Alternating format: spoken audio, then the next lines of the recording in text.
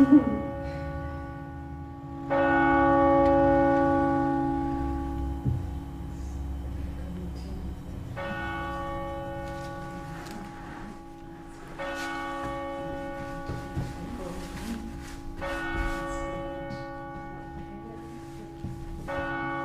just ready for the trip, okay? Yeah. That's perfect.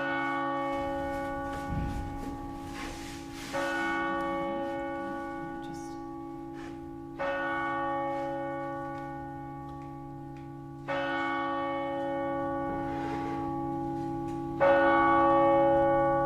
You're watching 6-1 News. On tonight's programme, Oswald is banned from Ireland in a shocking move by group staff. Second on the bat, Michael McGrath wins the Fine Gael leadership contest against Bow 12-5. And finally, we listen to representatives from some of the parties as part of this 6-1 Seanad election special, which will be live streamed tomorrow as we see more election results unfold.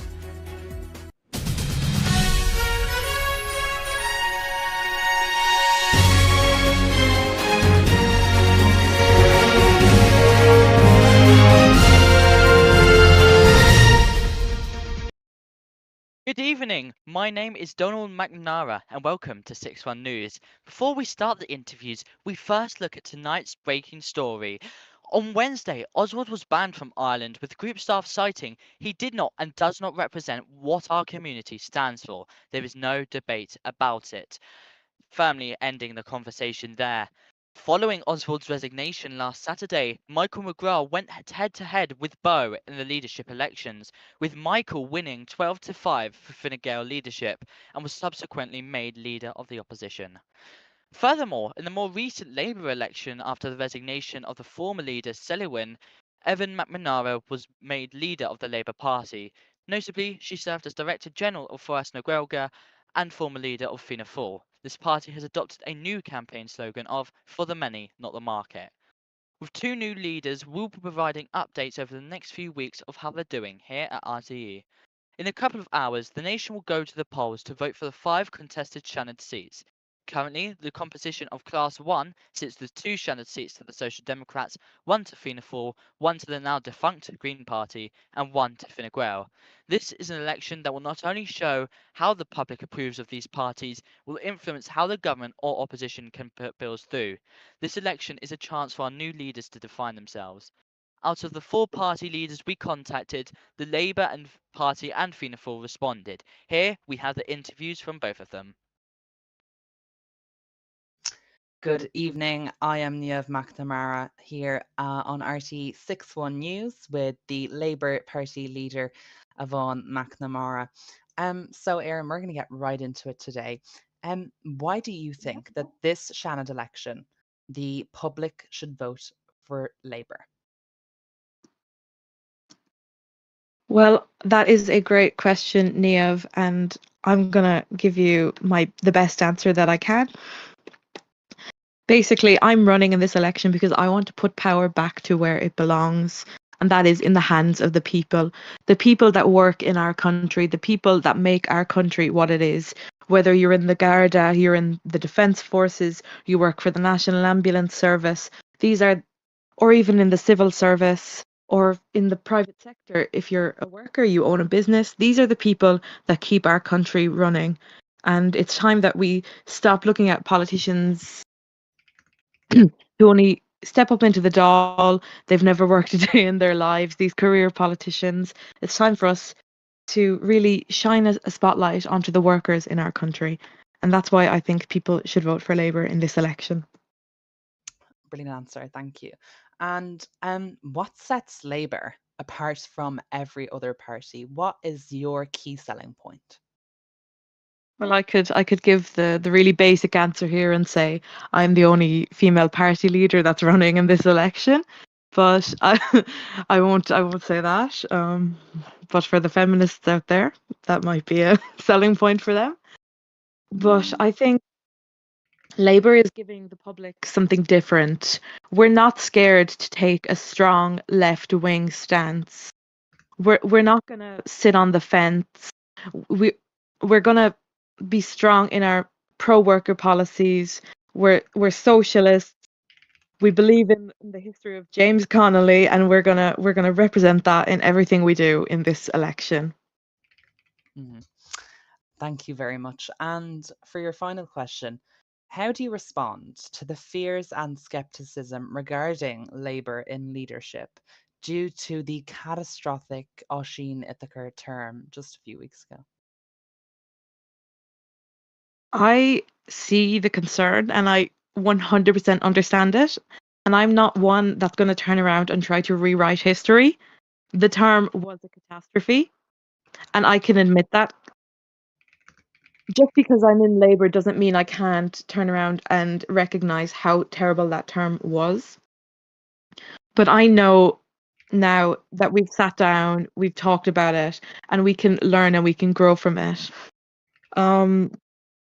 That term was described as many people as a vicious power grab, and maybe Oisin himself can admit that. We'll see.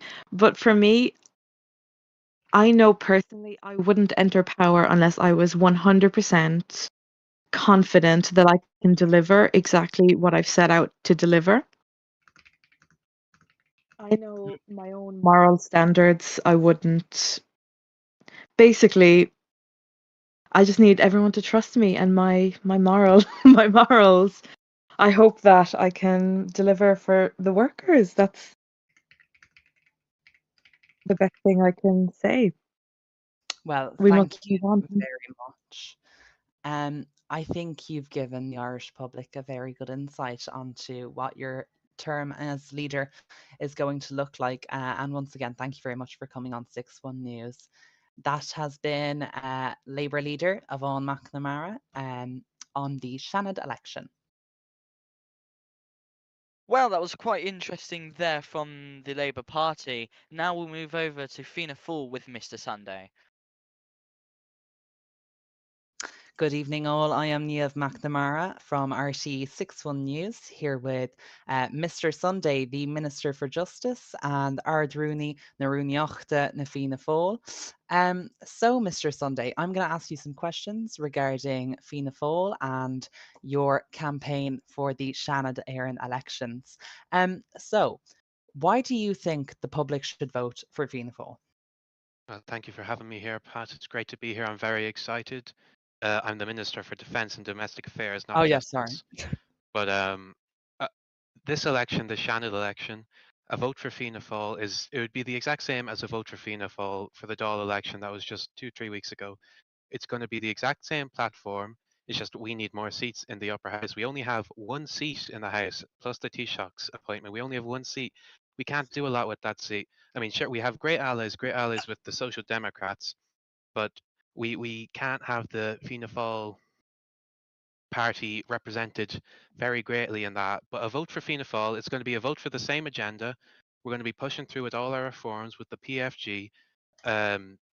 We have this constitutional referendum or a constitutional amendment coming, and that's going to have to pass the Seanad. The Seanad can actually veto constitutional amendments. They don't delay it; they veto it. So we really need to get that through, and that will abolish the awful class system in the public absolutely hates that system. You saw in that recent RTE poll, your poll there, it was like 30 against it and only 1 or 2 for it. And the vast majority of people also want reform. And that's what Fianna Fáil is going to bring to the table. And that is why that you should vote for Fianna Fáil in this Seanad election. Okay, thank you very much. What sets your party apart from the others? Well, I think you have to look at our histories and our records for that. You look at Labour, they lost your mandate in that last government they were in, the 6-day government, an awful government. Everyone agreed as soon as they went into that government, everyone wanted it to die. And thank God it did. That's what you get when you vote for Labour. And that guy who was Taoiseach for that government, he thinks he's going to be Taoiseach again. You know, I've seen some stuff behind the scenes. You don't want that. I tell you, no one wants that. No Irish person wants that. And a vote for Fine Gael, those people, they are under investigation for treason, for terrorism, for attempted coupping. I don't know why you'd vote for them either, unless you hate Ireland. And I don't think there's many Irish people who hate Ireland that aren't already in Fine Gael. A vote for the Social Democrats. I mean, they're not Fianna Fáil. It's not as bad as voting for Labour or voting for Fine Gael, but you won't get the same zeal and firmness that you'll get if you voted for Fianna Fáil. Thank you very much. And for your final question, your party has been branded as a very legislatively driven party focused on writing laws. However, since stepping into power, the border game has been less active. There have been less events and less community driven initiatives. How does Fianna Fáil respond to this and aim to change it? Well, Fianna Fáil's role in government is first and foremost to govern. I'm not sure why there hasn't been much activity on that border game. I know we have a recently appointed community coordinator. We just got this agreement in with the UK that should bring the border game back a bit. I'd probably agree with you. There does need to be a few more events on that. We are working on some. We have some even in the PFG. We want to host some events in the Armagh border game. But Fianna Fáil's, first and foremost, we want to govern. Okay, we're going to be governing. We're going to be in the Dáil. We're going to be in the Seanad. We're going to be introducing the legislation. We're going to be meeting with foreign people. And unfortunately, a lot of the stuff that does come with governance isn't in that game. It's because I mean, I'm going to tell you this one thing. You've had past governments. They love taking their photos. They love showing up, but they haven't been very competent. Okay, Fianna Fáil wants to get the job done. We're not here to, well, we are here to role play, but we're not here to role playing the government. Okay, we are here to get our agenda through. The agenda for national rejuvenation. That's pretty much what it is. After these past 3 terms, it's been awful. But we're here to rejuvenate the place, and that happens in the Dáil, in the Seanad, and unfortunately, right now, it doesn't happen in the game. But we want it to happen in the game a little bit as well. So we're going to be working on that. Mhm. Well, thank you very much for coming on this evening, Mr. Sunday, and that is all. Tonight's show, we would like to announce that the 6-1 News will be the final broadcast out of Donnybrook Studios. After being created back in 2022, this building has seen over 3 years of broadcasts. It oversaw a few of the RTE Director Generals, the direct notably Dean R. Heathcote, Killian Clark, and most recently Kamala P. Bissetta. Whilst it's unfortunate to leave such a historical building behind, RTE will be moving all further broadcasts to our new Heathcote studios for a fresh coat of paint. Donnybrook Studios have been vital to our broadcast and will forever be remembered for its services to our nation. Thank you, Birack, for building it. And with that, we come to the end of 6-1 News for tonight. On behalf of the RTE News team, thanks for watching. Gorev Malgut. Good night, Ireland.